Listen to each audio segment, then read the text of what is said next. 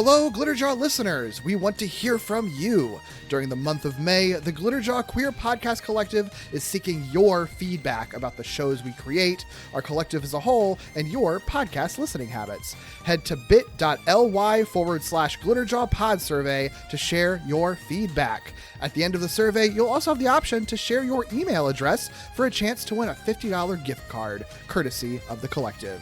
Thanks for listening. Welcome aboard. If you're watching this video, then let me be the first to say congratulations. You've recently been hired by the Krusty Krab restaurant, and this is your first official day of training. Can I make a Krabby Patty now? Oh no, you've got a lot to learn before you're ready to make a Krabby Patty.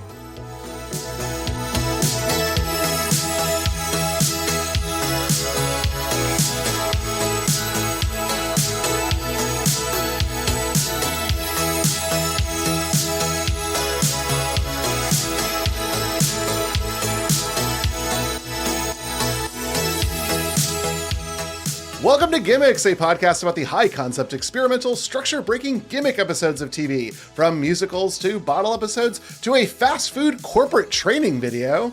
I'm David Arnold. I'm Derek, and if David is the heart of gimmicks, then we are the liver and gallbladder. If I'm the liver, then who is the gallbladder here with me today? I'm Russ, and I know what the code for poop means. Yes. And this episode, we are talking about Spongebob SquarePants and the episode Krusty Krab training video. Yes, if you're not familiar with Spongebob SquarePants, it's a Nickelodeon Saturday morning cartoon which has run since May 1st, 1999, and it became way more than a Saturday morning cartoon, more like a 24/7 cartoon. Continues to release episodes as of this day. It is still going. It is the Simpsons of a certain generation, pretty much. As of this recording, there are 330 episodes over 16 seasons, which doesn't seem like enough for how long it's run, actually, now it's that interesting, I think about right? it. It feels like a lot and not enough for some reason. Yeah. Either way, the show focuses on the titular SpongeBob SquarePants and his aquatic friends in Bikini Bottom, where they all live. And SpongeBob, also importantly to this episode, works at a fast food restaurant known as the Krusty Krab. You need to know what everyone's experiences are. Russ, we'll start with you. What's your experience with this show, that this little show that no one's ever heard of, probably little cult show? Surprised you even brought it to us. Like, this is like the equivalent of like a True Calling for us. Wow. You know, one of these little underground shows. How did you discover this? Well, Derek, it's funny that you describe it as like the Simpsons of a generation, because I definitely feel like that is what it is for me. I was the prime age for this when it debuted. I still remember when it debuted. Yeah. And, it kind of kicked off what I like to call like the second wave of Nickelodeon. Your first wave is Rugrats and Hey Arnold and stuff like that. The second wave is really SpongeBob, Fairly Odd Parents, Jimmy Neutron. Those are the big ones. But SpongeBob would outweigh them all eventually. But it's just, I devoured the show, like you said. They showed it all the time.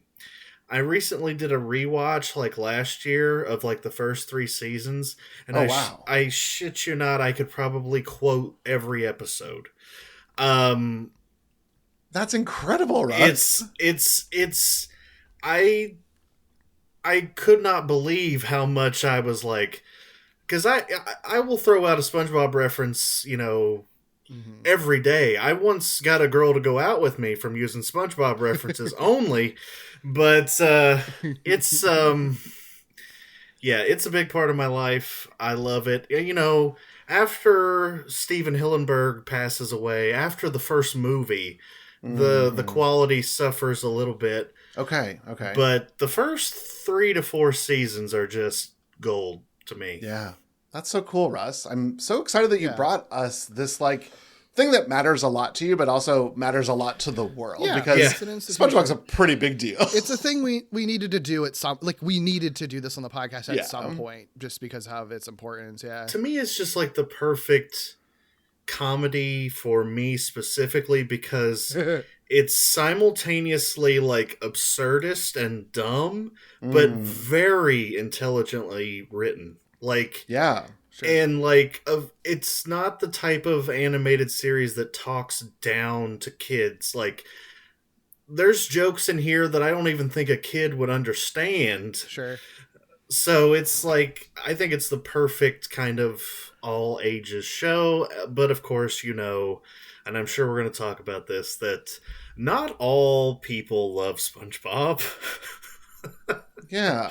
Yeah. Wait, what's that about? Are there like legitimate SpongeBob haters in the world? Oh, of course. Like, SpongeBob has been deemed satanic. Yeah. Of course, there is the, you know, debate over whether SpongeBob is queer.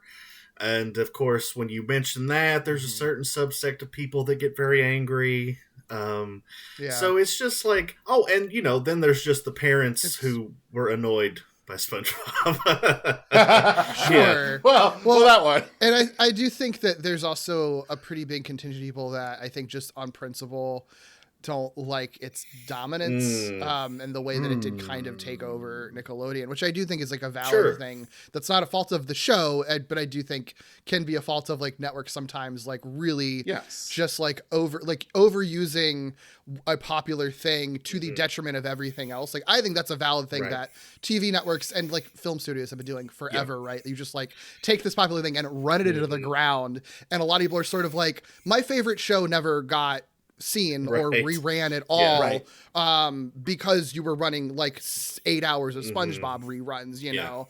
And so there's a lot of people I think hated on just for that and having nothing to do with the actual content of the show. Yeah. So Derek, what are you? What is your experience with SpongeBob SquarePants? Oh, I'm a little nervous. I never really was a SpongeBob fan ever. Wait, are you one of these haters who thinks that he's satanic? No, I'm not a hater. I'm not. No, yeah, it's satanic. I mean, SpongeBob is a little bit. He is a little bit annoying. You've got to admit, he's a little bit of an annoying character. That's part of the character. Yeah. No, I just never. I was in an age where I could have appreciated this for sure. I just never found. I was never entertained by it, and I never really got, like, I don't know.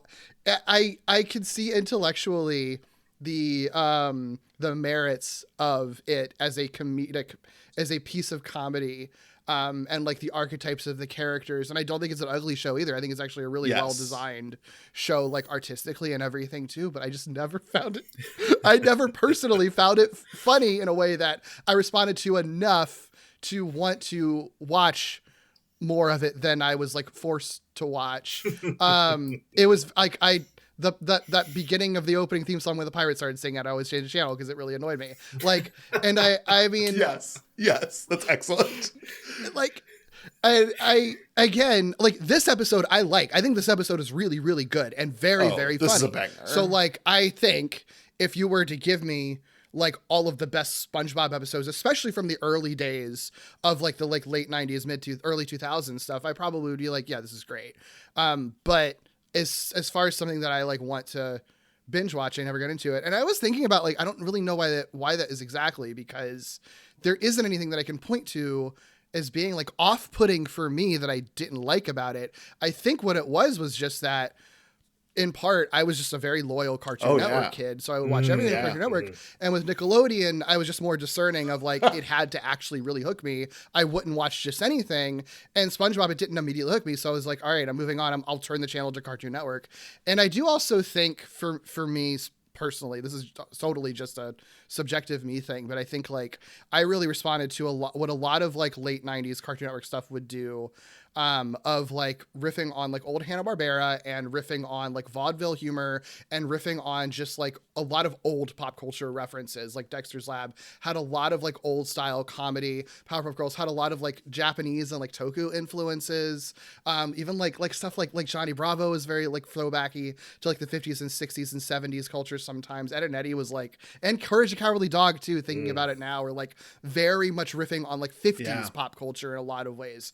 And I think that Nickelodeon stuff often was a lot more interested in being like hip and modern in a way that I think was you should be doing, right, for kids. But I guess because I was always a little bit of like an old soul, even as a kid, I just responded more to stuff that felt like it was really putting those old influences on its sleeve. And I know that SpongeBob also did that, but I guess not enough to hook me as consistently as like Cartoon Network stuff did. That's the only reason I can think of. And it, that of why it didn't. Otherwise, I don't know that I really have an explanation other than it just missed me. And it's funny that you mentioned that, Derek, because I was a Cartoon Network kid before SpongeBob. My cousins and stuff were more the Nickelodeon people, and I would be exposed to it. I did love Kablam. That was a big one I loved. Yeah, Kablam was good. Cartoon Network, I loved all the shows you mentioned, all fantastic. But then I did gravitate towards Nickelodeon with that kind of second wave I mentioned. And what's funny to me is after SpongeBob, it's like, before Christ. Well, and it kind of is. It kind of is. But kind of, yeah. All the Cartoon Network shows start to try to replicate SpongeBob. Right. And I think I stopped watching Cartoon Network after that point. And then I'm just like, well, I'll watch like my teens. Like that's when I go back to Nickelodeon, but I'm watching like Drake and Josh and stuff like that. Yeah, I watched that stuff too. But it's funny, you can see like DNA of SpongeBob in like Adventure Time for sure. Mm-hmm. For sure, yeah. But yeah, I definitely think SpongeBob did the kind of callbacks to old cultural stuff a little differently. Like, I know, like, obviously when you hear Mr. Krabs talk, you're like, oh, he's doing a Popeye, like, impression, almost. So there's, like, a little bit of that kind of mixed in, especially with the sailor music and all that. Sure. But, SpongeBob is just kind of a different beast. And I don't fault anyone for not connecting with it, because I feel like it is a very specific like moment in time. Like I said, it's either before SpongeBob or after SpongeBob. But I do think that there are some episodes you would like besides this one. But sure. I'm not going to fault you. And I imagined there's probably a lot of kids where this was their introduction to like this type of irreverent comedy that like, especially if you hadn't seen The Simpsons yet. Yeah. Yes. I think this is a good entry point to the type of like joke density and irreverence and like sort of riffing on like societal norms and society and societal norms in a way that The Simpsons would do. I think this is a good alternative introduction to that kind of humor. For sure, because my comedy heroes are Conan O'Brien and Mel Brooks, and this is kind of both. This show is kind of both. Yeah. I'm really glad you're not holding it against Derek that he wasn't a huge fan of the show, because this is the only episode of SpongeBob SquarePants I have ever seen. Oh, really? I didn't know that. Yep. Wow. Yeah. Now, here's the thing. I do think I've seen the intro 100 million times. But unlike Derek, I would watch it and then I would switch the channel, because I find the theme song to be a bit of a bop, if I'm being honest. And I have it like memorized, which is a little sad, but here we are. This is the first one I've actually seen. I'm familiar with the residents of Bikini Bottom. I have played as SpongeBob in video games because they have been made available to me for free. And I was like, I love a platformer where I collect things. Yes, I have no idea what the references are here, but I'm having a good time. Those games are good. They're fun. If I'm being honest with you, every SpongeBob game I have played for the PlayStation that I've gotten for free has been an excellent game. Yeah. But I can tell that it's like, this is funny if you watch the show, and I have not watched the show. Yeah. But I obviously didn't like live under a rock for the past 16 years. I am aware of this phenomenon that has like taken over our lives. But like, I've just, it certainly was not part of like my watching experience. I was in a Nickelodeon, or at this point in time in my life when it came out, a Cartoon Network watcher.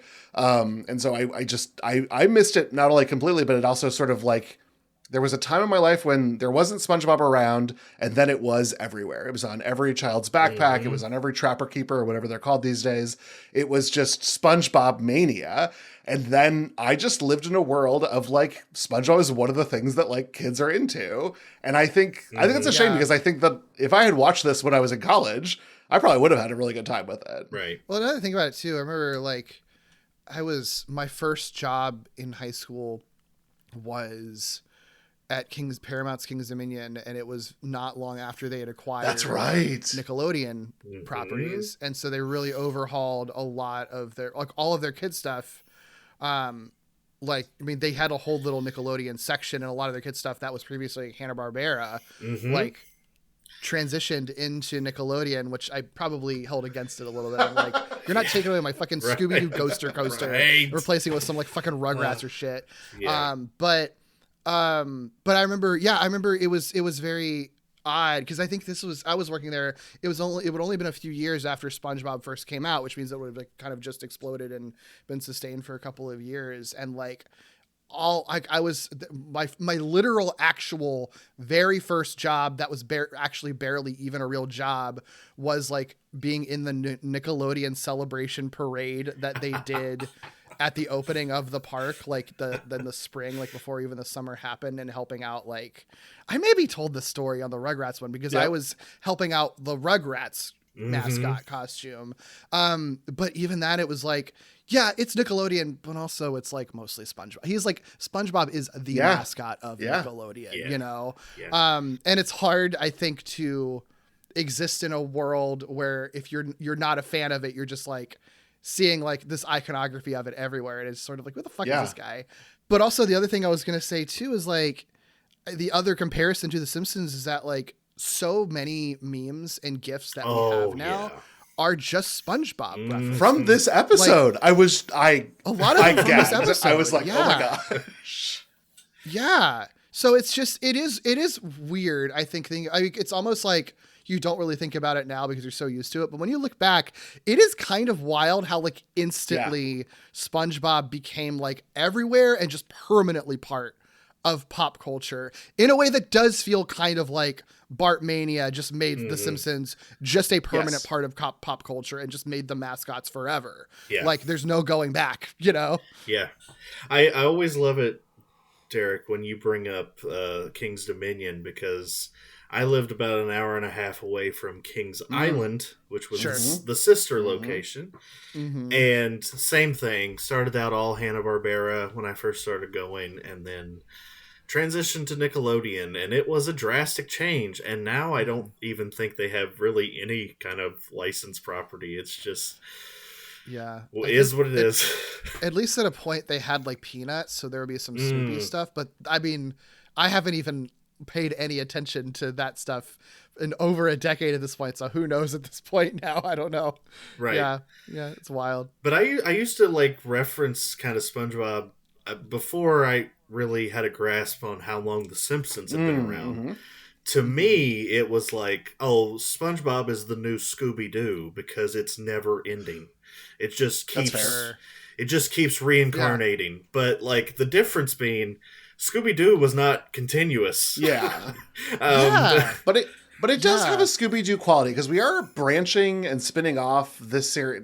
Not necessarily spinning off, but like there will be a whole sub-series that these characters go towards while SpongeBob continues to run on. And there's movies being made at the same time, too. Yes, it's a little bit Happy Days.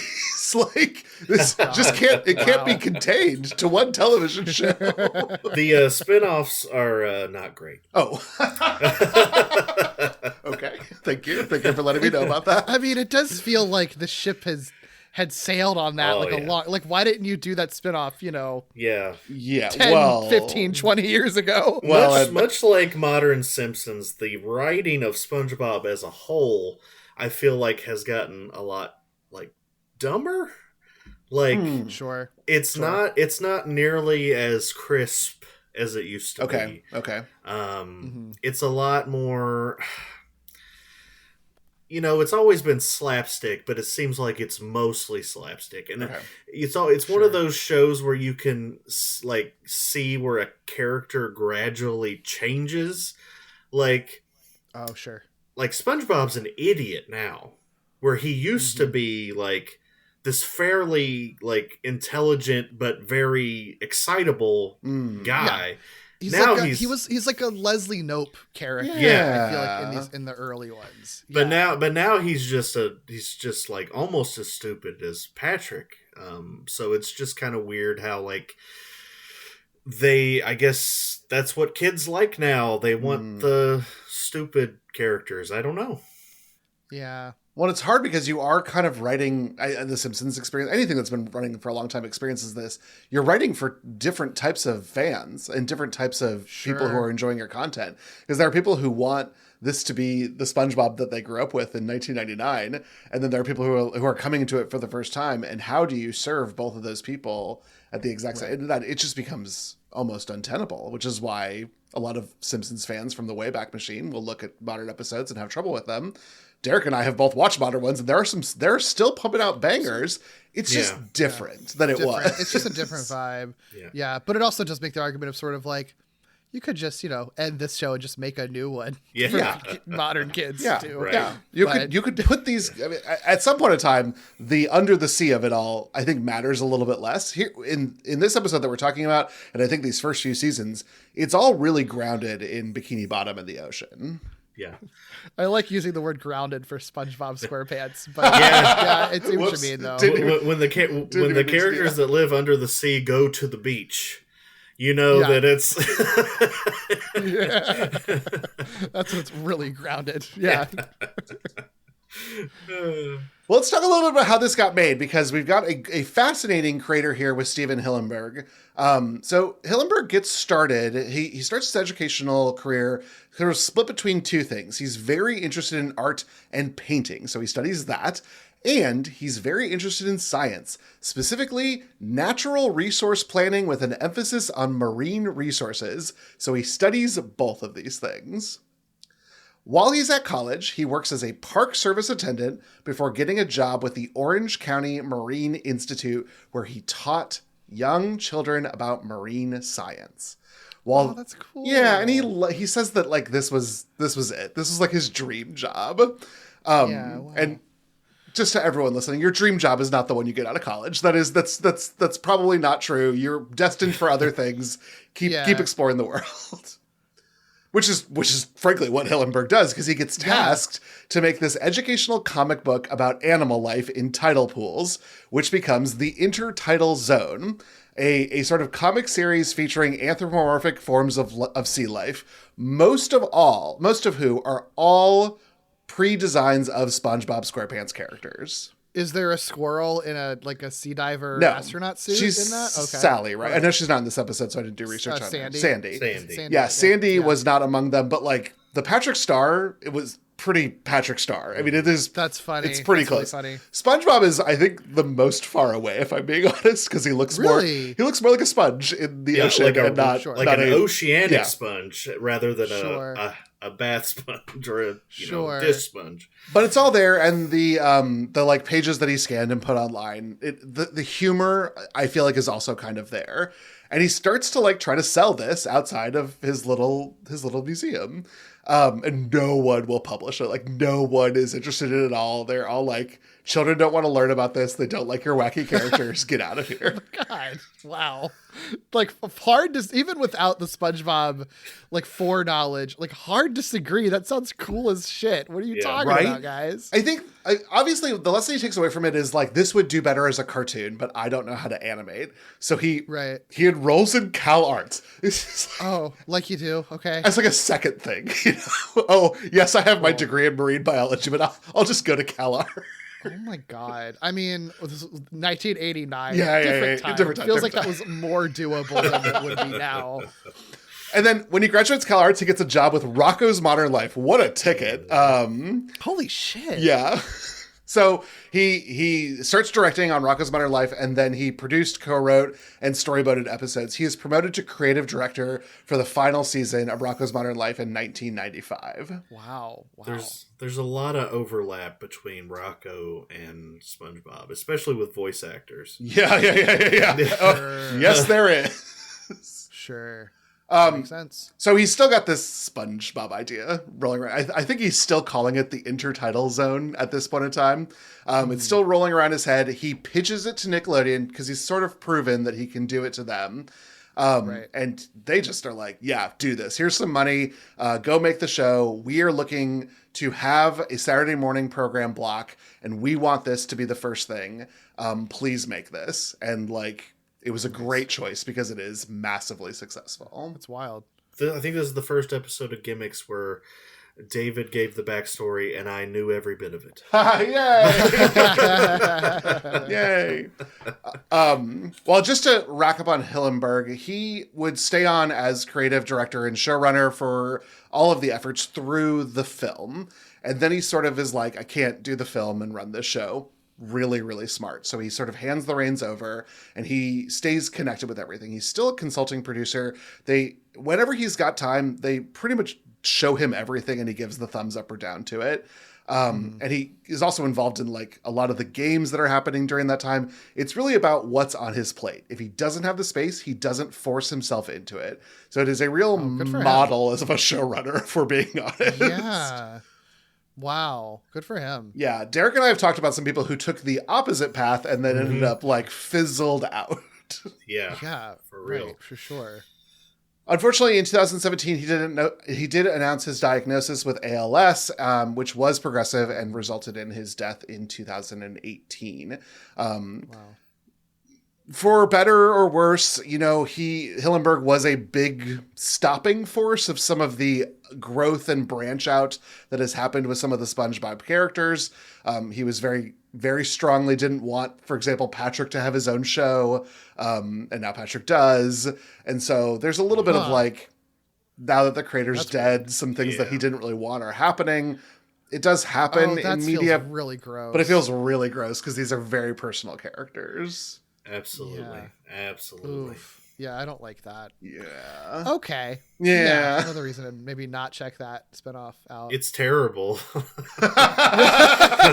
I mean, yeah, I don't know that character is built to be the lead of a show. Like, that just doesn't make sense to me. It's not even like, and of course, who gives a fuck about continuity when it comes to SpongeBob? But like, in this Patrick show, like, they act like SpongeBob doesn't even exist. Oh, it's like, a real Joey spinoff from Friends. I love that. Yeah, it is like that. Oh, Russ. Oh, it's making me like need to get a shower. No, I don't like that at all. Let's talk about a good episode. Yeah. Are you ready, kids? Aye, aye, Captain! SpongeBob SquarePants! It's SpongeBob SquarePants! Hey, everybody! Nickelodeon's newest, spongiest, square-pantsiest Nicktoon! Pretty cool, huh? SpongeBob SquarePants! Only on the best place to turn for new tunes, your Nickelodeon! Oh, boy! Now's my chance! SpongeBob SquarePants is coming in July! Be there and be square! Look at me! I'm naked! It's time for the moment you've been waiting for. Duh.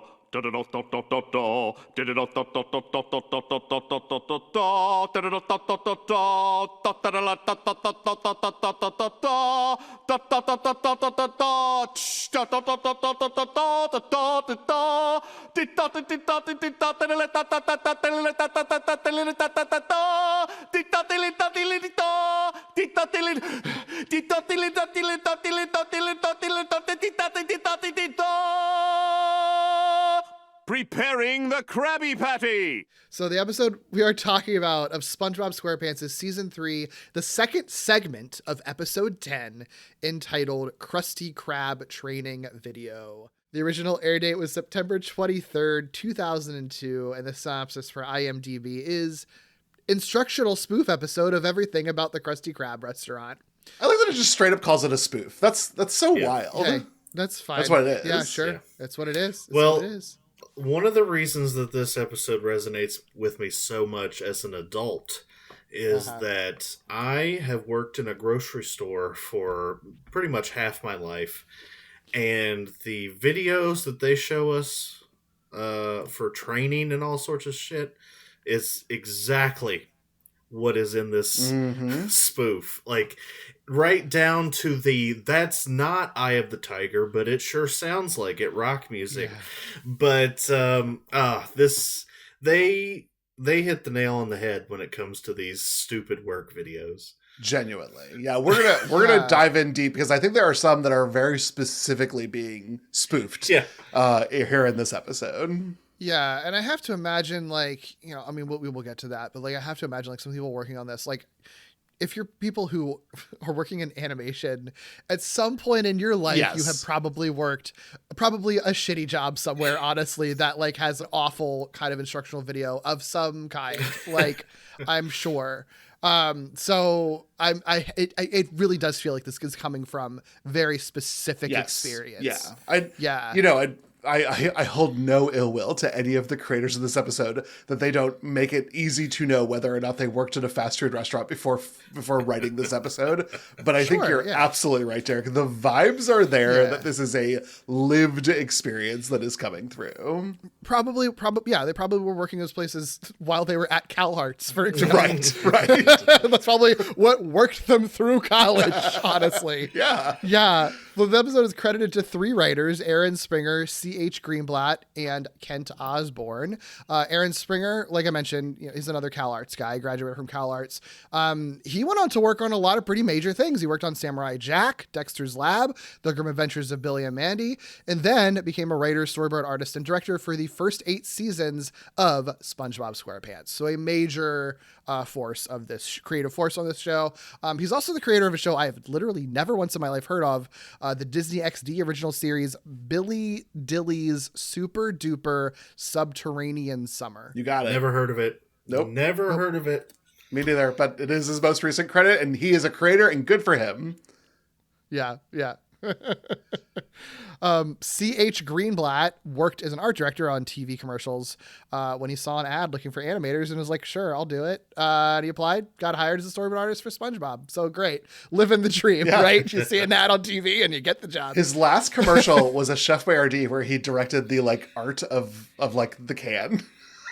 Oh, well. It didn't sound super like creatively fulfilling. I was hoping, David, you would say that he directed one of those WWF Chef Boyardee commercials, but no, but I do remember that. Yeah. Yeah. Oh, and after SpongeBob, he continues to work in animation. Nope. After SpongeBob, he continues to work in animation. In 2021, he creates the series Jellostone, which is a really interesting show because it's that show that has like all like the whole multiverse of Hanna-Barbera characters just living together in one town. And it ran for 3 seasons. So it's a pretty like well-regarded show actually too. Yeah, I didn't realize how recent it was. It just wrapped last year. Mm-hmm. I have not seen that. I love me some Hanna-Barbera, especially Yogi Bear, so it feels like it was tailor-made for me. So I need to check that out. Yeah. There's some like wild connections they make. There's like a famous one that some people were like mad about for some reason, and I'm like, what are you talking about? Where it's like revealed that Captain Caveman, I think, was just Barney Rubble with like a lot of I saw that. I remember that. Yeah. That's funny. Yeah. Like they do wild shit like that on that show. Yeah. And lastly, we have Kent Osborne, who's, of course, an animator, storyboard artist, and director. He's a writer with a bunch of animation credits. I think just like a deep well of credits on it. He also appears in many series, usually as a cameo. Yeah. So typically when he writes, he shows up as a voice. It was pretty amazing to like sort through. Mm-hmm.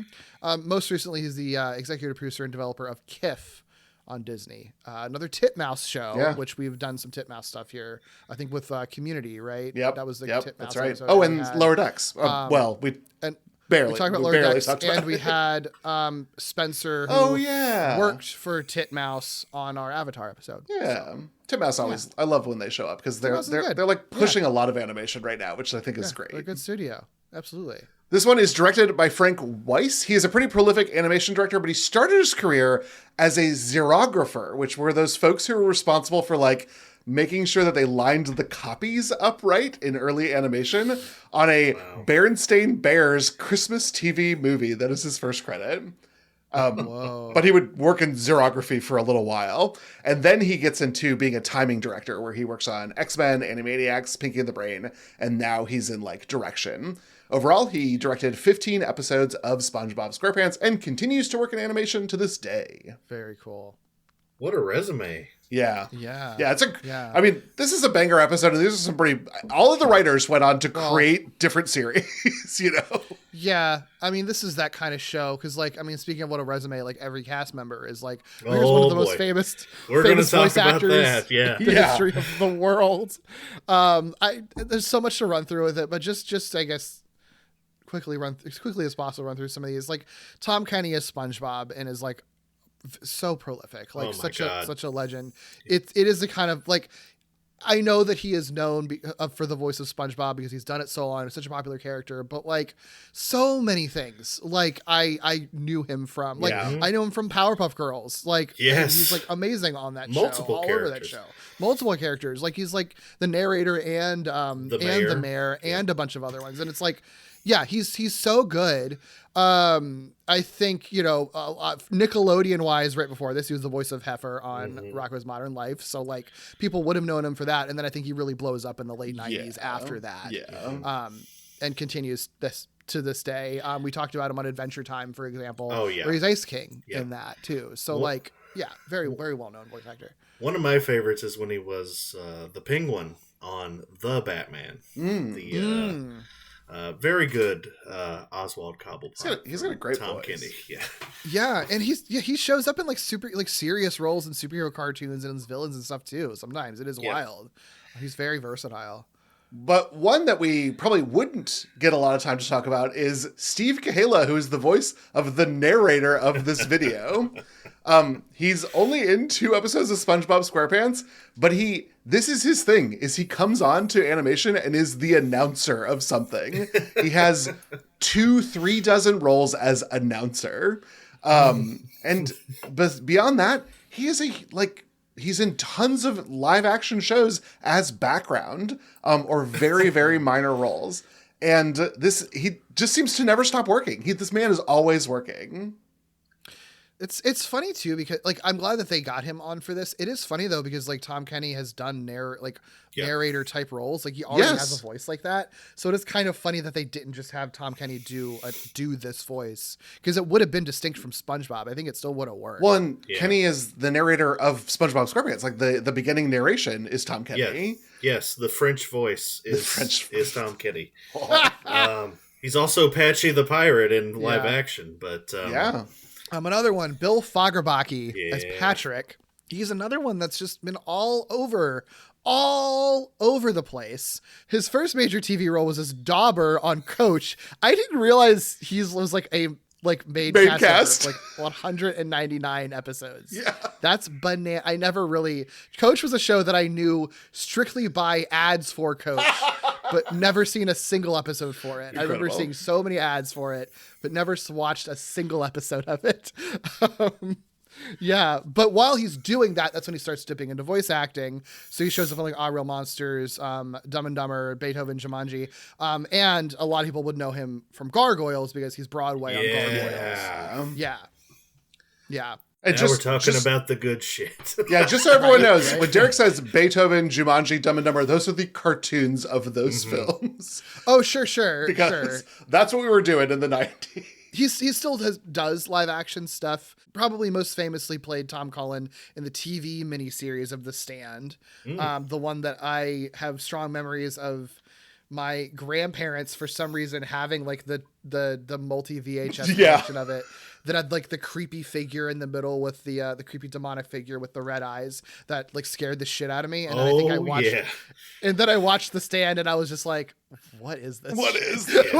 Yeah. Why are we letting Rob Lowe play deaf? Why are we displaying this character who has a developmental disorder?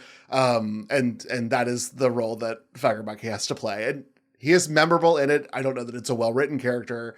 I don't think it's a respectful character, but I don't think Fagerbakke is the problem. But like, you know, he's been Patrick Star for like almost 30 years now. So like that's what people are going to know him by, even though he is another very prolific one. He still does live action stuff. He's popped up in like Heroes, and according to Jim, why that keeps coming up on our podcast, again. I don't understand. Not again. Can't stop it, Derek. We can't stop it. Yeah, so weird. We've got Roger Bumpass as Squidward. This is the role that he's most known for, but he got started with the National Lampoon before he got into voice acting, and he voice acted for almost all of the early Pixar films, but no one that you'd kind of like be like, that's my favorite Pixar character. He was the mosquito in Bug's Life. He was the army men in Toy Story, or one of the army men in Toy Story. He is that containment agent in the yellow suit in Monsters, Inc. He's not like a well-known voice actor, but he was good enough to work for that they kept bringing him back. My favorite role of his besides Squidward is the dual role that he played Toxie and the villain Dr. Killamoff in the Toxic Crusaders. Oh wow, I didn't know that. That's so fun. Wow. I love Toxic Crusaders. Yeah. How they took one of the most gnarly, over the top horror comedies of all time and made it a children's show. Incredible. Gotta That's love so the early 90s. Yeah, incredible. So good. Junkyard, my beloved. Oh. Speaking of my beloved, Clancy Brown as Mr. Krabs. Yes. Clancy Brown rocks. I love this guy so much. He's a guy that will pop up in both live action and animation like equally. Like you're gonna know him from both things. Yes. Very prolific. Some of his live action credits: Shawshank Redemption, Starship Troopers, Dexter New Blood, ER. He's like the main villain in Carnival and really fucking awesome. Really good. I really love him in Carnival a lot. For voice work, he's another Gargoyles actor. He plays the very, very sexy wolf from the pack. Love that character. But he shows up in other stuff. He shows up in Godzilla the series. He shows up in Big Eye and Rusty the Boy Robot around the late 90s as well. I think very famously, he's Lex Luthor in Superman the Animated Series and many, many other related things and spinoffs of that. I think he's a lot of people's favorite Lex Luthor. I think for good reason. He's got that good, deep, booming voice. We talk about him a lot on Walloping Web Snappers too, because he's come up quite a few times. Like the most important ones are in Spectacular Spider-Man. He's both George Stacy and the Rhino, which are both really major characters in that show. He's showed up in a whole bunch of other stuff too. He's the sexy gay Taskmaster in Ultimate Spider-Man. Yeah, he has that's like right. That's right. I saw him. He has the one who like dresses up like an 80s porn star at one point. Yeah.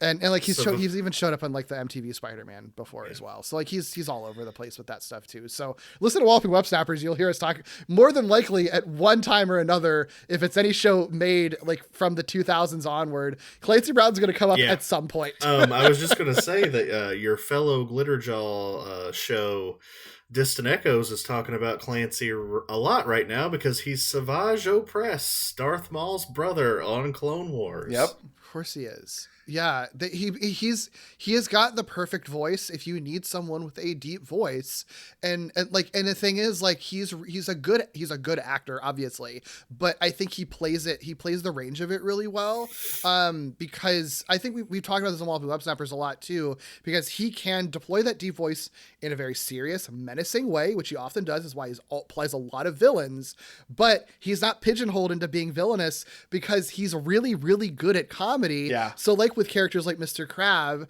and a lot of other stuff, and like with Rhino on Spectacular Spider-Man, he can turn that deep voice into being like either like a really funny mean person or a really funny dumb person in ways that like are just hysterically funny, because it's like, why is this like deep voiced menacing person like sounding so ridiculous right now? He's just really good at deploying that. Yeah. And he is very, very statuesque. Like he looks so good that I'm surprised he doesn't have, I mean, he has plenty of work. He is probably not hurting. Oh, he is all over the place. But he makes a lot of like TV appearances, especially. Yeah, but I would cast this man as a series regular in a heartbeat. Like he was, no one watched Dexter's New Blood, but he was good as the villain in Dexter New Blood. Like he was one of the saving graces of that kind of like sputtering out thing. He's kind of never escaped being the Kurgan in Highlander though, because he's just huge. Wow. So he's always gonna play like the towering kind of he's big. Right. Big dudes. But then Yes. when he gets voice acting, he gets more range. Everything. Because my God, Mr. Krabs is like my favorite character. He is so well written, like, because it's a character that you should have every right to despise because he's a greedy, money hungry, like terrible boss, but you love him. He's just like you just kind of want to give him a hug after you smack him across the face.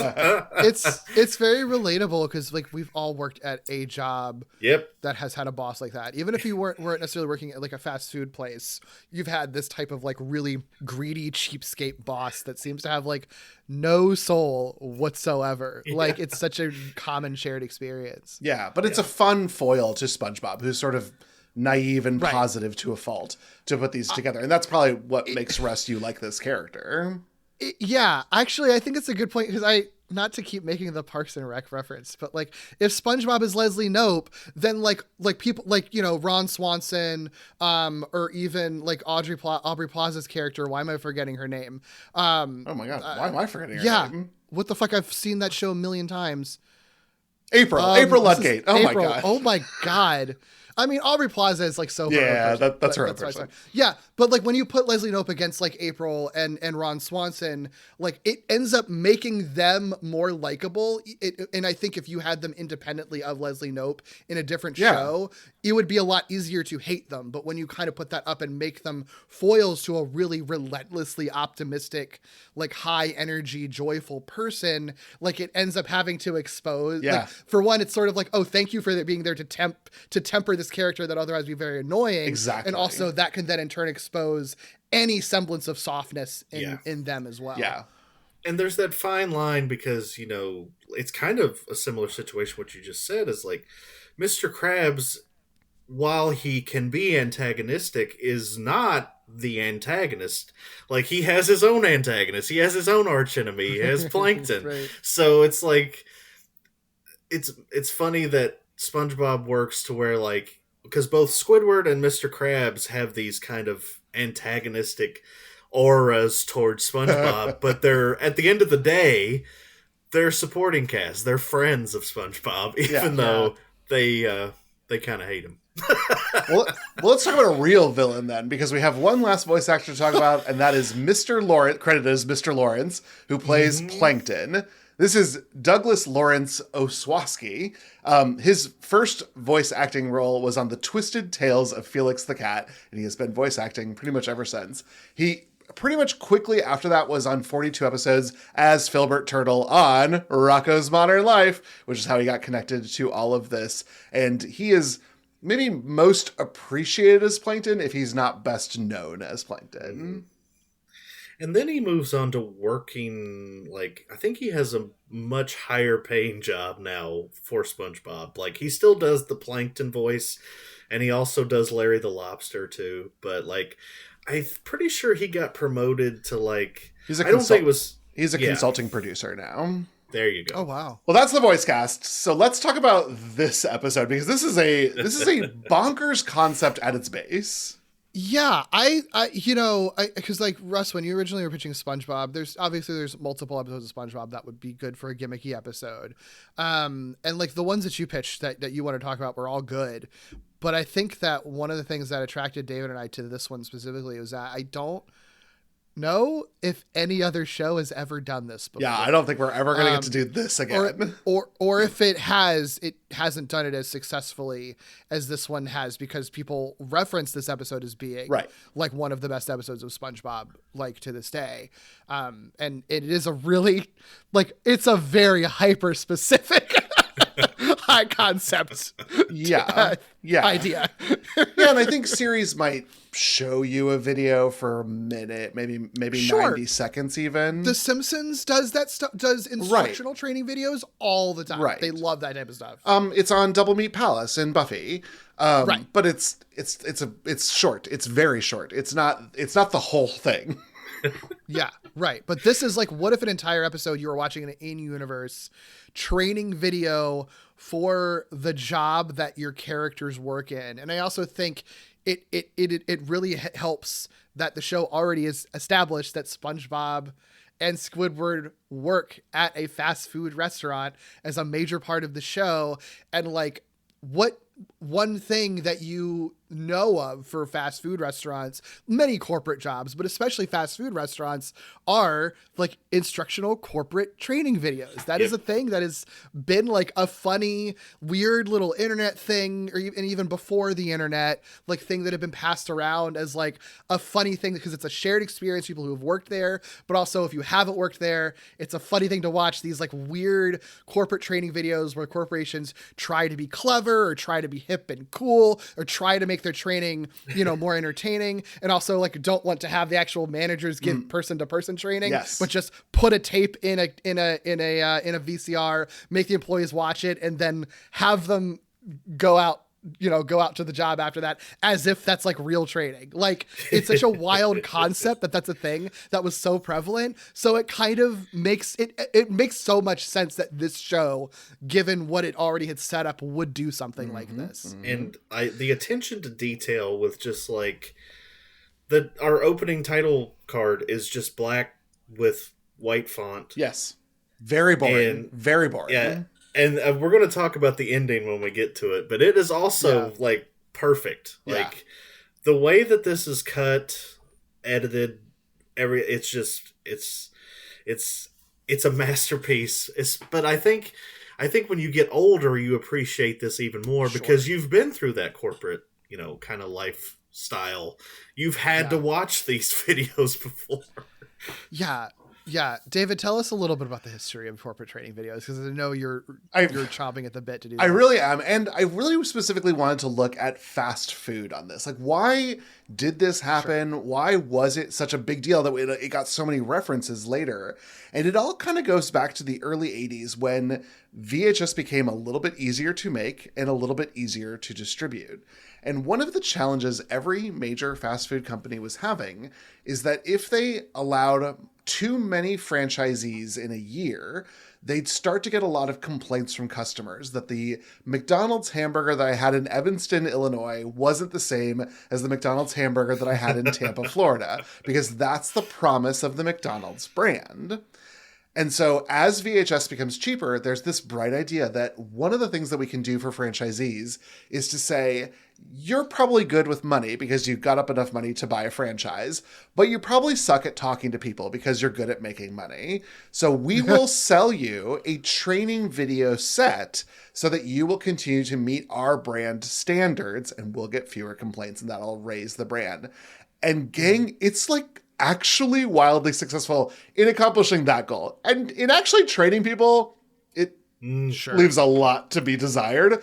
But as far as like day one onboarding of like, you're part of the family of Wendy's, these are psychological manipulation at their base. Whether you run the broiler, prepare sandwiches and fries, or clean the restroom, everyone has a role.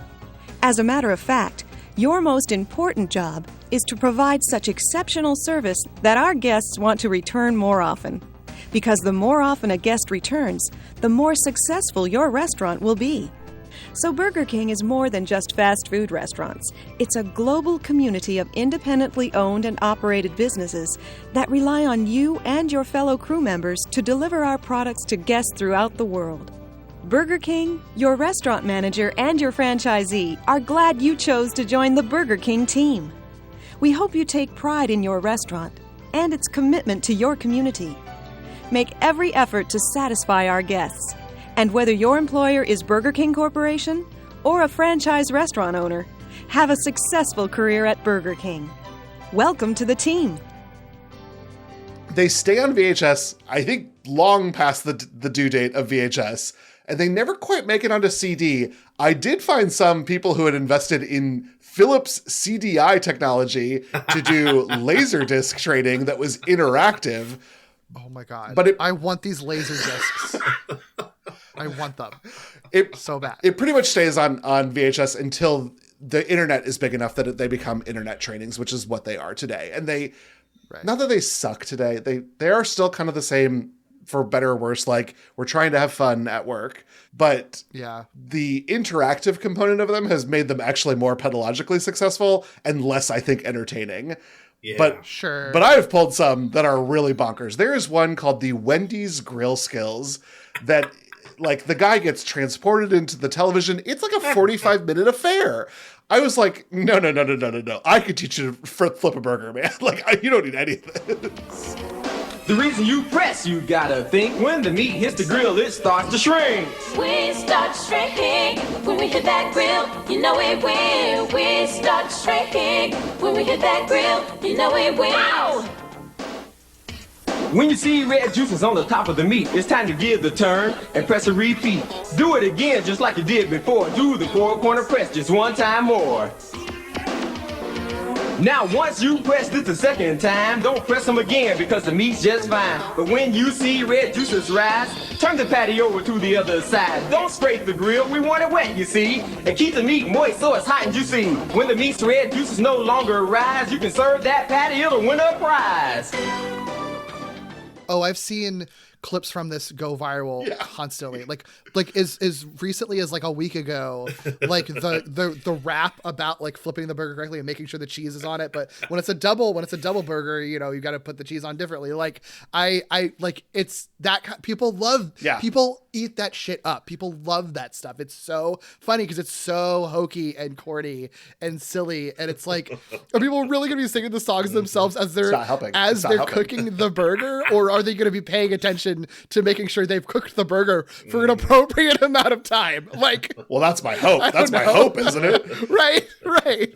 But I do think that, for at least these VHS and these clips that we've sort of gotten, it is about the sort of psychology of it all. And to sort of trick you into thinking that you're part of a family. And when workplaces do that, it is like universally toxic. But it is toxic from the Wayback Machine on this one. Some of the wording on some of these training things that I have to do, because we still have to, like, they want us to log in and answer some questions or watch some videos every day. That's not pedagogically important, but yeah. I've noticed more and more just the wording. I'm like, am I in a fucking cult? Like, what the fuck? Yes. But I will refrain from speaking about that on air because I do have bills to pay. I think one of the ones I pulled that I think there are a couple that I pulled that are very important for today's conversation. One of them was this pretty unhinged video from Del Taco in which they are like, we are filming a training video for Del Taco, and the person that we were supposed to be following to train you isn't here. What do we do? It has a lot of the vibes of the Krusty Krab video. Now, I don't claim to be an Oscar-nominated actress, but in the Rock Station, I have become aware of the usefulness of a little bit of theatrical talent. I mean, think about it. The restaurant business is like show business.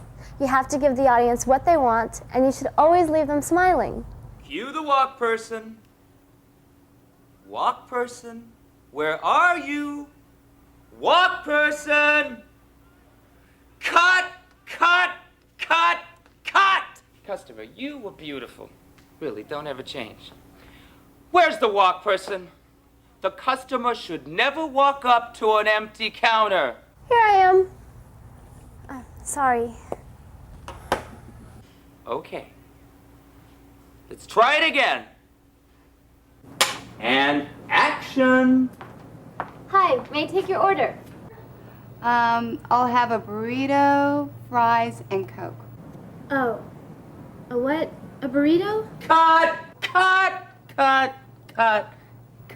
And then I just think the best version that I got of the, like, here's our history and why, like, who fucking cares? I don't care about the history to do my job. But the one that I found that was the best history was this Burger King Philips CDI training that somebody found and uploaded to the internet. Burger King is a truly global restaurant system with more than 7,000 locations in over 50 countries. Burger King Corporation itself was founded in Miami, Florida in 1954 by Jim McLemore and David Edgerton. Well, I want to welcome you all to Burger King. It's a great company and it's got a great future, so I think you'll enjoy your experience with us. I've been around for 40 years. Started this business in March of 1954. So I have a pretty good idea of what's needed. And what's needed is that we have to continue serving good food in clean restaurants, and we have to be courteous and attentive to our customers. So that's my charge to you, if you will. I wish you well in the business, but I say that we really need that part of your energy to make it very successful. Can I go on a really quick tangent? Yes. Really fast? Yes. So when you're talking about sort of like the way that these have evolved and like sort of the modern day, right? Like like things have changed. People aren't popping a VHS into a VCR and showing that to employees. They're more interactive. They're computer based and things like that. This isn't fast food, but it is still one of my favorite things that I've ever encountered in my like working life. Have either of you heard of or worked at a place that utilized the cybersecurity training series, The Inside Man? What? No. Oh boy. Oh boy. Okay. This is the thing they started doing in 2019. There have been 6 seasons of it because it is in fact an actual television series. Just the episodes are maybe like around 5 or 7 minutes long. It is literally like a prestige, like intended to riff on being a prestige television show that's produced in the UK. So it's a British prestige TV show that is utilized as cyber security training. Mark Shepard didn't exist 8 months ago. I was placed inside this company as a takedown job, but I changed. I have a life now. I have friends. Charlotte, wait, please! Be a part of my life. I'd be real good at finding clients for your unique services. Consultants. Security consultants. We're gonna need somebody who can appear to be somebody else. Hey, baby brother. What's going on? Every client we have is under attack. I told you, I'm out. Whatever Cyrus has been planning, he's close. This is about power. Real power. And an AI that can predict how to shape behavior down to the smallest detail. You gave me your word. No one outside of those here tonight can know that you're still alive. No one. Goodbye, Mark. This is the only copy! The only one! You just concentrate on keeping your girlfriend alive. So you just give him a copy that doesn't work? So he kills you? I give him a copy that does work. Okay, then he just kills me. I have to make sure they leave things running long enough to reach critical failure. Charlotte, leave it! But it's right there! We need to get out of here! The whole place can blow! So it's literally has a long ongoing serialized story arc with like all these twists and shit. Like this follows a character who's like this like former hacker who's reformed that's like hired for the security, but then starts facing these moral dilemmas and then finds out that there's actually these larger conspiracies that are trying to involve him in like stealing information and like getting involved in corporate espionage when he's trying to like, trying to leave that past behind him. And there's these twists with like his family, like where like some family members end up being involved in like one of the evil companies. And there's a whole like romance arc and stuff like that where he's trying to get her there, but he's living this whole secret life because he's like, I don't want them to know I used to be a hacker, but now I'm like working for this evil organization and they're going to ruin my life if I don't do what they say. And I don't want to lose my job, and the other people get involved and they end up forming this like whole team trying to fight against the evil organization. It is so compelling and popular that we have used it at my current workplace. And there's points when where it's like, oh, the company requires you to have X amount of time of corporate training. Yeah. But that doesn't necessarily equate to how many episodes are in a season. So there are times when we'd be given a season, it's sort of like, oh yeah, I just watched like this many episodes. But then it's like, wait, but there's like a couple more episodes left in the season. Please give us access to the last couple episodes so we can finish the season and see how the storyline ends. And it's gotten to the point where like our cybersecurity training changed, and people are like, can you still give us access to Inside Man? I want to see what the new season is like, though. Like, I want to see where the story goes. It genuinely is a well-produced, well-acted, well-written TV series. It's just all the stuff that they do involves, like, the type of things you would get trained on in a corporate cybersecurity world anyway. Like Like, so like there's stuff about like fishing and things like that, and like how people can break in, and like at the end of every episode we'll give you like the whole list of like what characters did wrong, or even if it's just like don't write your password on, you know, a post-it, or like don't just put any flash drive in your computer, like don't leave the door open on, you know, to let someone into your secure building, stuff like that, like genuine like real lessons, but told through like a genuinely good TV show. This is like, we just have to cover this now. This sounds like Alias, like truly and honestly. It's at one point in time. I was about to say the same thing. It's fucking good. And again, they're like, you know, 7-minute episodes, like, you know, and like maybe like 12 per season, so you can binge the whole show like really quickly, and it's like still ongoing. Like, where I guess it's ran until 2024, so it has been completed. I have not finished the series, so I'm not sure. I'm assuming that it has a satisfying ending. I don't know for sure, but like every season will like escalate these storylines and shit. Well, it's bananas, and I'm like, how much have I mean, you know what? Actually, I think it is effective because I can think of specific things that characters do, and I'm like, that has taught me like lessons in cybersecurity since then, you know? Yeah. So like, I actually think that is like a good evolution of these like cheesy ass, like, you know, rap music videos that Wendy's would do. Yeah. It's just like, what if we just made a prestige TV show that teaches you these lessons anyway? Well, and having characters exhibit moral quandaries that employees go through is pedagogically successful. Just, I think maybe what Russ has experienced is probably a little bit on the lower end. This sounds incredible. Sure. And I just have to read this from the webpage there, because I did look into what it would cost to buy this, and it is a little outside of our price range, but... Now, season 6 sees a sinister mastermind preparing to unleash a dangerously powerful AI on an unsuspecting world with the fate of whole countries at stake. Mark and his allies must put their lives on the line to avert disaster in an explosive final confrontation.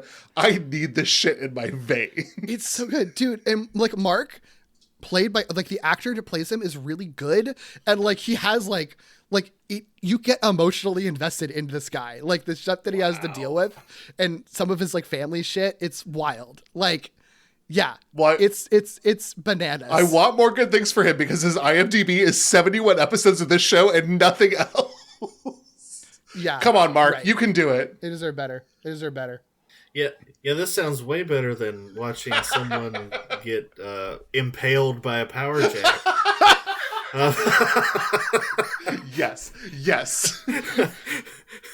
Oh my god! I know that was only like tangentially related to this, Critical. but like I needed to share. What else would I have the opportunity to share that year? Training videos are just weird, a world of their own. Yeah. And I've recorded a lot of training videos, and I probably am on the boring end. I am probably on the boring end because I'm like, here's the shit you need to know. Let's fucking go. Yeah. They're totally bonkers. I'm sure we're going to put some clips in from them, but if you do just like to fall down a rabbit hole some afternoon on YouTube, there are probably hundreds of hours of these things uploaded. Oh, yeah. Yeah. I literally just last week saw a compilation, and it was entitled Training Videos Where Each Accident Gets Progressively More Gruesome. Oh, my God. Wow. Oh, my God. Wow, Russ. Oh man! And like I was surprised with some of the effects they had going in these training videos. There's production money in this because again, especially if you're selling it to franchisees, you sell this as a benefit. Like you actually increase the cost of your franchise purchase, and you say, but you get access to our, I'm sure today, like cloud of training videos, which then you have to subscribe to every year. Yeah. Well, this episode, one interesting thing about it too, it's technically the 100th episode in packaging airing order. It's not the 100th episode produced. Okay. But in terms of the number of segments that have been aired, it is the 100th aired segment, which is cool. I don't know that was intentional, but it is cool.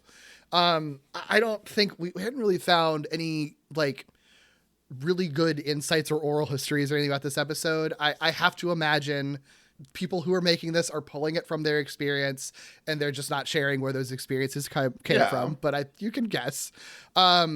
I will say one thing about this episode that I found interesting is just how much it has persisted, not just in the number of memes that I'm sure we'll point out as we talk about the episode, but like it's constantly like ranked on best of lists or voted among the best, and still gets like referenced in things to this day within Nickelodeon and SpongeBob stuff. Like during COVID, in 2020, there was like a how to wash your hands bumper that Nickelodeon did, and it just uses clips from this episode with SpongeBob awesome. washing his hands. That's awesome. Yeah.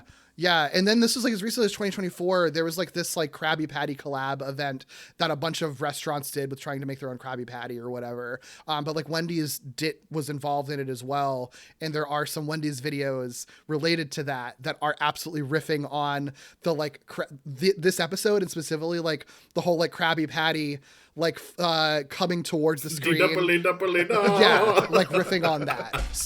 So like this is, you know, in the way, again, not to keep making the Simpsons comparison, but like in the way that like you have some Simpsons jokes where like you can just reference a thing from the Simpsons, people know what it is like to this day, even if it was from an episode from like 92 or something.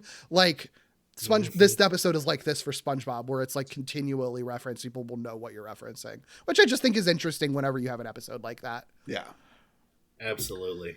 Well, it's a little bit hard for us to do our traditional beat by beat because this is literally just a training video, but shall we dive in and talk about this episode?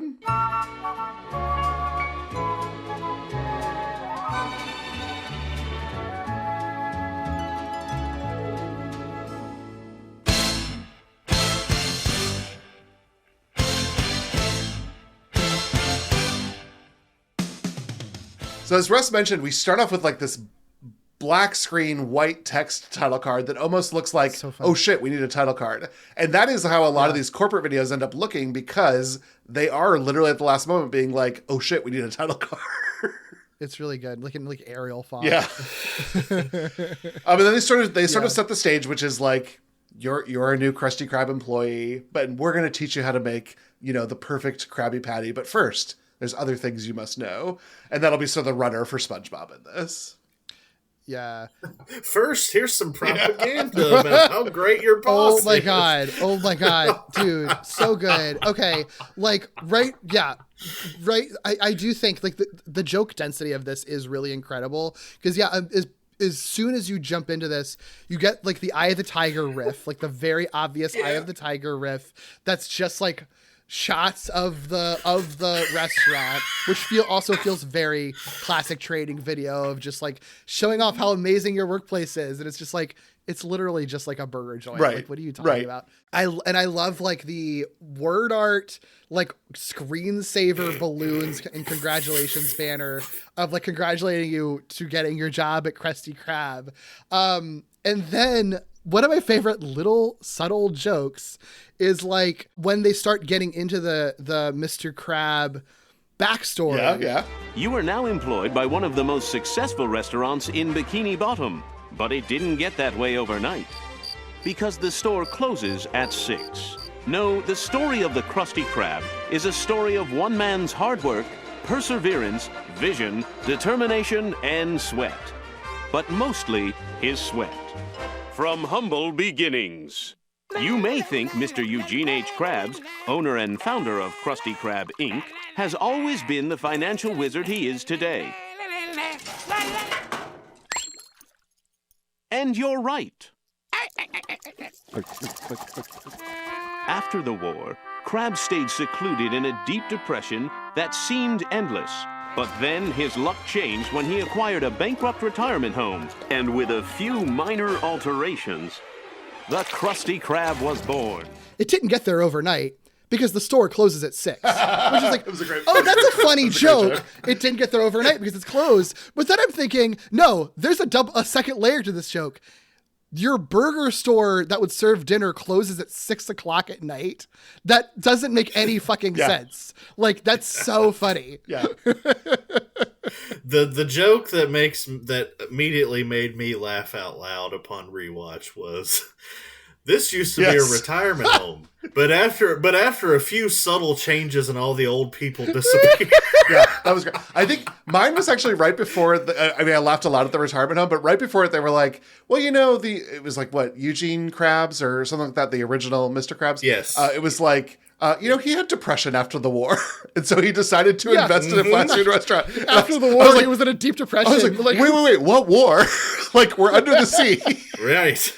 It was great. It was great because it was like this sepia tone over it and everything. Like, oh god, it's so good. But a lot of the boomers, like, listen, Dave Thomas holds a place in my heart because he sold me burgers when I was a child. But like, Dave Thomas was a boomer who went to war and came back and opened a burger place. Like, that is the story of a lot of these places. Is Dave Thomas, like, was he like problematic in any way? Was he a fine guy? I mean, he was kind of a shitty, like, corporate CEO. Okay. I mean, but in like very normal shitty, very normal shitty CEO. Yeah. No allegations or anything. He did seem to be a genuinely good guy who cared about burgers, and then maybe cared about money more than burgers. And then his daughter was the third. His daughter was a distant third, if we're being honest. She has some stories to tell, but they're not like cancelable. They're just like he was kind of a bad dad because he was running a burger empire. But no, otherwise I think you're fine to enjoy him showing up on our television screens and selling us burgers. Okay. Cool. I did look into it because I was like, not like I had like a daddy thing for Dave Thomas, but like I was a young man. Like, I mean, I like a square burger. What am I to say? Mm-hmm. I also like, the propaganda aspect of this is really, really well played.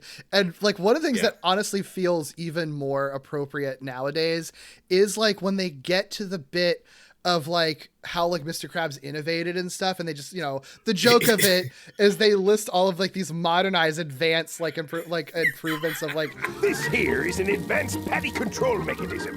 Here you can see our automated money handling system. Don't touch. These are your high quality beverage temperature devices, imported. This here's a prototype liquid transfer machine. And most importantly, you get your state-of-the-art condiment dispersal unit. Advanced patty control mechanism, which is a spatula. Automated money handling system. It's a cash register. High-quality beverage temperature devices. Imported. The imported bit is my favorite for ice cubes. Yes, I love imported. Brilliant. That was so fucking funny. Brilliant. Prototype liquid transferring machine, a drinking straw, and state-of-the-art condiment dispersal units for ketchup packets.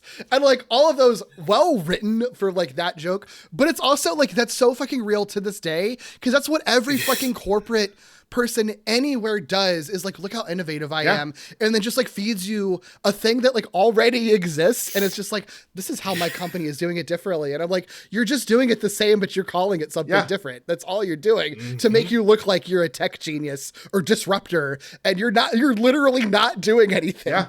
It's only a matter of time before they move spell check under AI and are like, look, we have this new feature. You don't even spell check has been around since before my time. Yes. Yeah. Oh no, that's such a fucking real thing though. All the shit that has existed forever now being retroactively called a new AI innovation. But like Mr. Krabs is better than these fucking motherfuckers now because he specifically is like, well, his fear of robot overlords, of course, keeps the modernization in check. I did like and I'm like, see, Mr. Krabs fucking gets it, and he's supposed to be a terrible boss. Yeah. Yeah, that joke aged perfectly, let me tell you. Aged like fine wine. This is also where we get the introduction of SpongeBob. SpongeBob is both watching this video and the star of the video. It's like, I kind of liked that part of it. And he is sort of the good employee to, let's just call him Squidward. Remember, don't be a Squidward. I love like the Goofus and Gallant thing they're doing with this. It's again, feels very classic, but it's very, very clever to have like your two pre-existing characters and kind of pitting them against each other that way.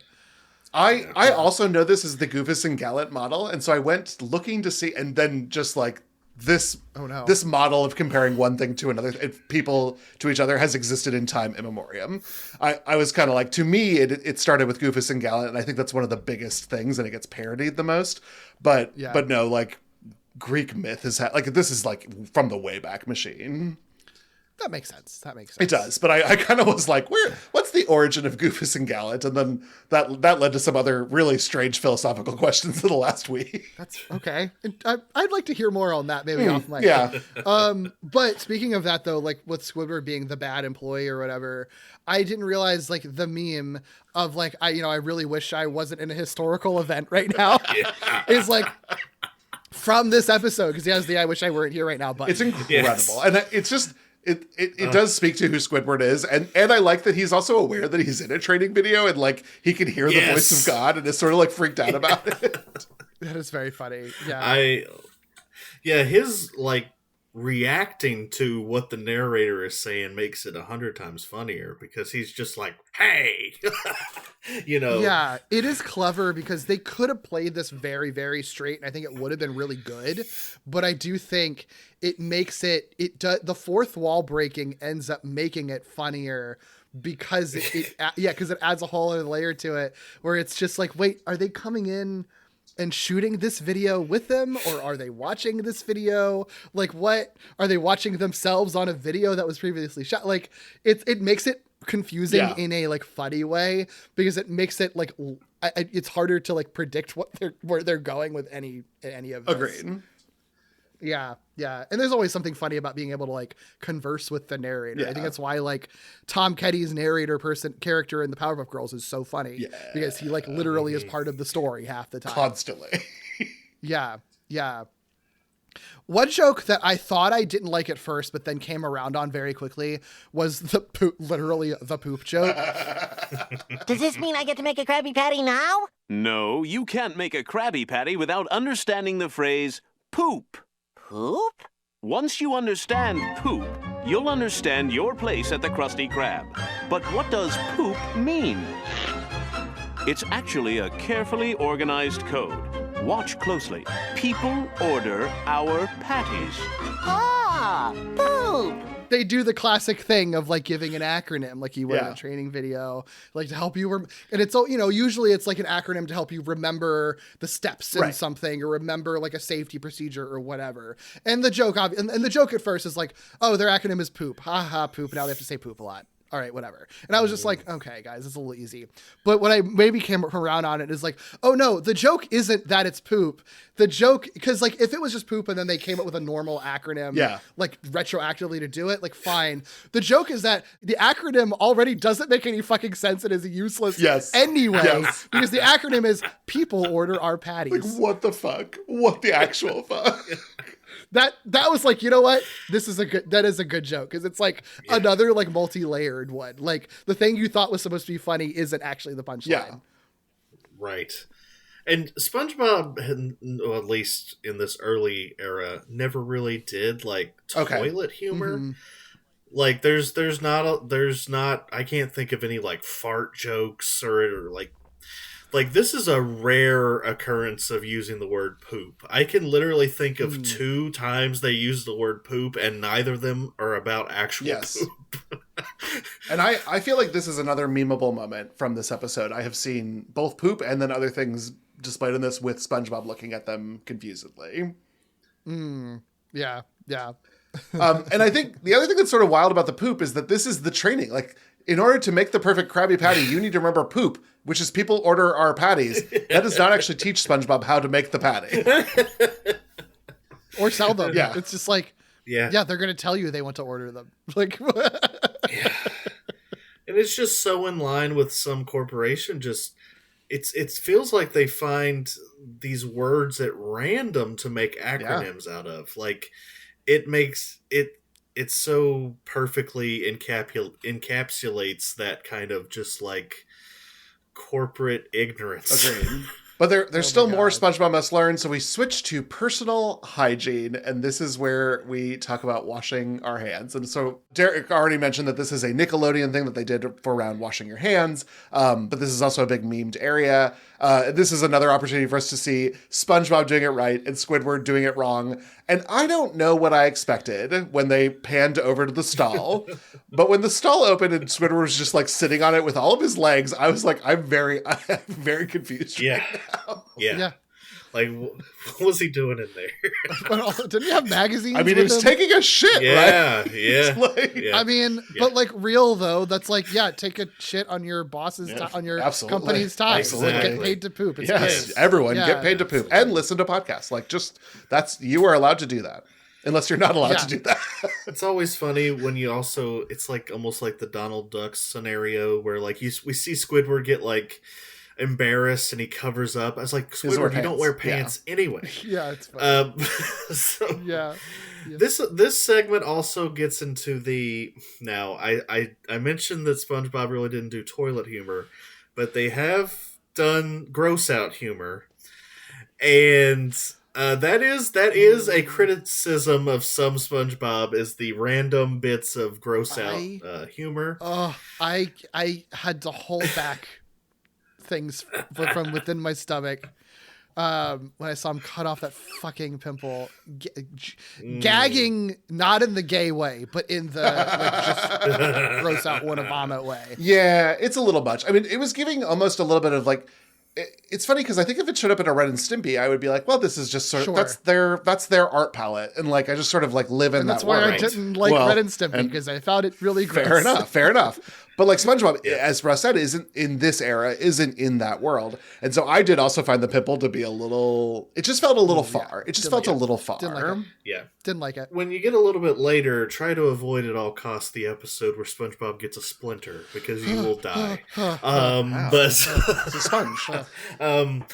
Yeah, I've seen criticisms about like the random bits of gross out humor, but also, and they don't do it in this episode, but SpongeBob is known for like the random like jump scare, like surreal face. Sure. Yes. Like, yeah, it'll cut to a horrific looking painting, but I don't know. I guess I was the right age where that was all this stuff was hitting. The pimple is whatever. Like, you know, I could take it or leave it. But I liked him washing his hands so much that he no longer had hands. I did think that was that was funny, guy. That was really fun. That was fun. Yeah, I like that. Get those knuckles. Then we focus on the workstation. This is the cooking service area. It's also where they're taking orders, and this is where Squidward sort of like again continues to be the worst employee. Yeah, because he's just like sleeping in his workstation again, right? Well, and isn't this where Patrick shows up to come and order something? Yeah. And he's like, oh, that's right. I would like, and like, I think there's only one. Again, I'm not a SpongeBob historian, but it seems to me there's only one thing on the menu, and it is a Krabby Patty. I will have you know there are several things on the Krusty Krab menu, including coral bits. Then Patrick could have been seriously considering it. But I was kind of like, the joke is a lot funnier if there's only one thing on the menu. Oh yeah. I mean that is 99% what people order. Yeah, well, people order our patties. Yes, poop. Yeah. Yes. I remember. Wow, the acronym works. Patrick hearing the, like you said, the voice of God as he walks in is just like very funny. It fits that character so well because he's always so oblivious. So, but even in this kind of surreal situation, he's taking it the hardest, of course. Yeah. Where is the point when SpongeBob just starts acting like a dog for some reason? Like, oh yeah, I don't understand why that happens. Because it's around this point. He really wants to make that. He really wants to make a Krabby Patty, and that's what it was. It was like, what it is. If you're a good boy, you'll get to make the Krabby Patty, and then he starts acting like a dog. It was a little weird. Okay. That one missed for me because it was a little too. I didn't really understand what the joke was exactly with that. Yeah. Okay. Okay. Sure. That's all I have to say about that. Yeah. SpongeBob goes and asks for a raise, which you should never do, but if you do, you'll hear no. And I was like, what the fuck? This is awesome. This is incredible. This is someone who has worked for a fast food restaurant wrote this. Yes. Uh-huh. And the narrator's like, good job, SpongeBob. Yeah. And is this the same segment where maybe where Squidward is like complaining to Mr. Krabs about the whole situation, and Mr. Krabs, you just hear him say, "Sorry, can't hear you." I was like, "Yeah, that's a boss. That's a boss too, for sure." Oh my gosh. Yeah. After that section is when we get the emergency, quote unquote, emergency situation. This section of it lost me a little bit too, because I was just like, why are we just getting into like I know that the plankton thing is a whole thing, but it is just sort of like, I feel like I don't know. I guess that makes sense in the universe. I was hoping it would be a more like an emergency situation that could be something that would actually correspond to real life in the way that these are. And instead the emergency situation is Plankton shows up on like a robotic spider burger to steal the secrets of the burger or whatever. And then it goes on for a little bit too long. It's maybe my least favorite section of it. Yeah. Because the main joke is like SpongeBob runs around and screams a lot, which is like funny in concept, but it's too much. I don't know. Yeah. It went on for a while. And you know, the main joke with Plankton is that he is tiny. Right. So Mr. Krabs easily foils him pretty much all the time. Yeah, like this segment is the most like, how do I put it? Like in universe kind of gag, but it's kind of the least effective because of that. I love Plankton. I like seeing him, but it didn't really need to be here. Right. But at the same time, it does make sense because they deal with him a lot. Sure. Yeah, absolutely. Yeah. Absolutely. It's not weird. It's not weird that he appears. I think they should have just spent less time on him appearing. Yeah. If that's what they were doing. Yeah. Yeah. And I think the difference is like, there are training videos from fast food restaurants of what happens when a robber comes in. And they are awkward because it's like it's not an actor. It's somebody who like, hey, can you hold what looks like a gun and ask us for money? So it's not compelling, but this is the actual robber. And so in a live action series, like if you were doing a training video and like they just caught footage of an actual robbery happening while you were filming the training video, that would be so our shit. And we would be like in line to cover it for this podcast. But this one treats it like it's actually happening in the real world. And then the training video doesn't really call any attention to that. And that's where it kind of lost me just a tiny bit. I still had fun with it. And I liked Plankton going warp 10 or whatever whatever that meme is. Maximum overdrive. Turbo. Yeah. And it's just a little bit faster. Yeah. It's cute. After that is when we start getting the sacred and dark secrets of the Krabby Patty. It's great. Oh, this was such a balm after this sort of went on too long. I was like, yes, like let's do this. And then the sort of, I think what's funny is that like I feel like the Plankton stuff goes on too long, but then the good version of going on too long is the joke of the narrator singing like basically kind of humming and mouthing the dramatic music of the burger coming towards the screen rather than it being real music. And it's just like the Sideshow Bob Rake thing where like it goes on for long enough to be like, this isn't funny anymore, but then keeps going to the point that it's like, never mind, it's circled back to being funny again. This was awesome. And the fact that he has to take a breath in between. I was howling at this. It's very funny. It's very, and like the narrator, I already forgot his name. Steve Cahala, is just very good at that. It's a very funny performance of that. Agreed. Also, that burger looks disgusting. Yeah. Oh. Why is the tomato thicker than the actual meat of the burger? Oh, yes. I think it was probably intentionally it's terrible. I don't like raw tomatoes anyway, so seeing one that thick was just like, get that away from me. I read it as a second misshapen patty. I didn't realize it was a tomato. Oh my god. Yeah.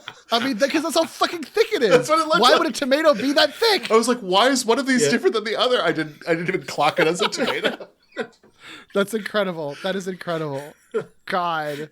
Oh yeah. Did we skip over because we go back and forth between we go back to Squidward and Patrick a few times. Yeah. And like he's making some progress. The narrator tells Squidward, "Hey, remember poop." And he finally gets Patrick to order, but then he asks him another question. How dare I? And I just like Squidward banging his head against the cash register is just, I've experienced that in my life. Many times. Oh my God, it's so real. Especially when especially in a customer service type position, when you have to deal with another person. Yeah. Oh my God, that's so real. I have some stories, Derek. I'm sure. Well, now that we know all of the training, it's time for SpongeBob to learn the secret of the Krabby Patty, and the episode cuts to the end. At the center of every great dynasty is the crown jewel, which keeps it alive and thriving. For the Krusty Krab, this is the Krabby Patty. And now you, the humble employee off the street, the all-too-necessary human resource that keeps this business afloat, will learn the sacred and dark secrets of how to prepare, with your very own hands, the sumptuous, lip-moistening, spine-tingling, heart-stopping pleasure center that is a Krabby Patty. Are you ready? Are you sure? Okay, the secret formula is so great little bit there at the end. Yeah, and then we get an extended end credits just on a black screen with that white Arial font to that like Eye of the Tiger type riff. Yeah, it's great. So good. Well, when I was a kid, I genuinely thought there was something wrong with the episode. Like, it went over my head. Sure. That's awesome. Like, and it's not until I've gotten older that I was like, oh.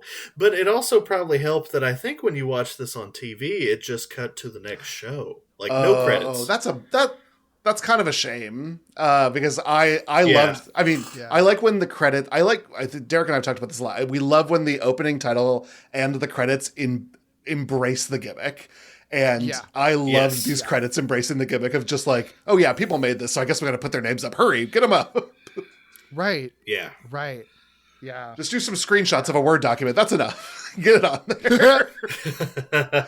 Well, Russ, is there anything else we need to talk about for this episode of SpongeBob SquarePants? No, I think we covered everything we needed to.